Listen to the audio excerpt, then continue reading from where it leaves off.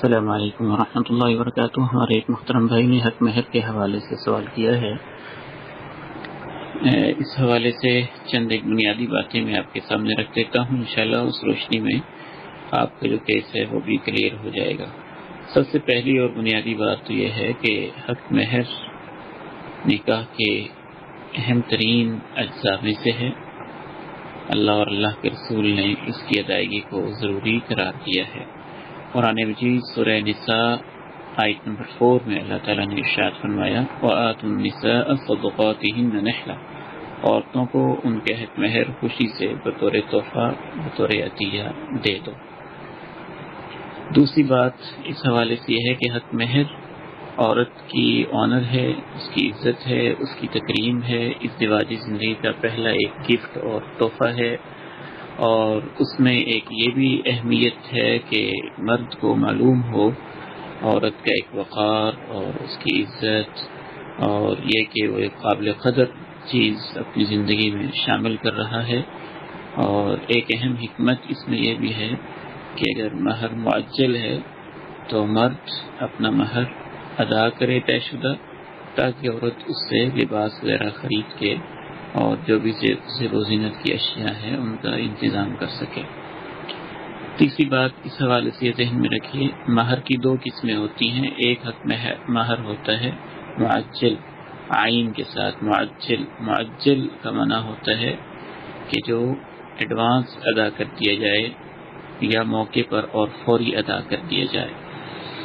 اگر تو عورت کے والدین نے یا خود عورت نے نکاح سے پہلے، ایجاب و قبول سے پہلے یہ طے کر لیا کہ میرا حق مہر معجل ہوگا، یعنی ایڈوانس ادا کیا جائے گا، تو خاوند کے لیے اس کو ادا کرنا ضروری ہے۔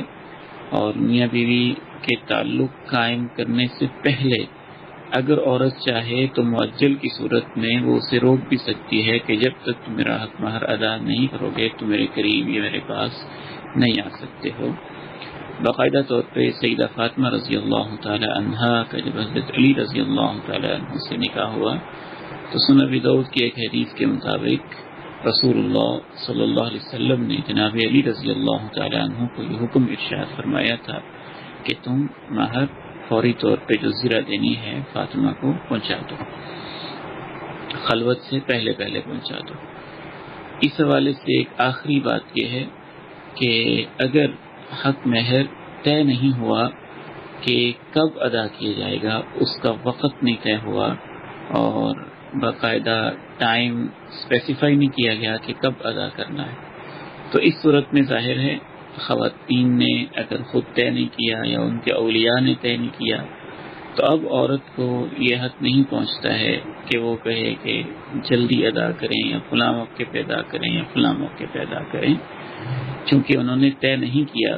تو جب خاوند آسانی سے دینا چاہے وہ دے سکتا ہے، وہ 10 سال بعد دے، وہ 15 سال بعد دے، کیونکہ آپ لوگوں نے اس کی ڈیمانڈ نہیں رکھی اور پہلے شرط کے اندر یہ طے نہیں کیا کہ کس وقت ادا کرنا ہے۔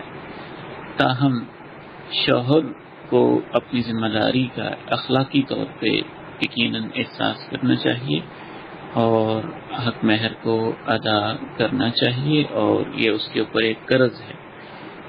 اور اللہ معاف فرمائے اگر وہ اس حالت کے اندر فوت ہو جاتا ہے تو اپنی بیوی کا مقروض ہے، اور مقروض کا تو نبی علیہ السلام جنازہ بھی نہیں پڑھتے تھے۔ تو اپنے اوپر جو بوجھ ہو اگر انسان اس کو ادا کر سکتا ہے اور اللہ نے اس کو حیثیت دی ہے تو اسے چاہیے کہ جتنی جلدی ہو سکے اپنے قرض کو اتارے اور اپنا بوجھ ہلکا کرے۔ بعض دفعہ بعض لوگ ان کی نیت ہی خراب ہوتی ہے اور ان کی ادا کرنے کی نیت تو ہوتی ہی نہیں ہے۔ اگر اس طرح کی فاسد نیت ہے تو یہ تو ایک کبیرہ گناہ میں آتا ہے اور دھوکے کے اندر بھی آتا ہے۔ یہ وہ چند ایک بنیادی ہدایات ہیں، اس کی روشنی میں انشاءاللہ امید ہے کہ آپ کا کیس کلیئر ہو چکا ہوگا۔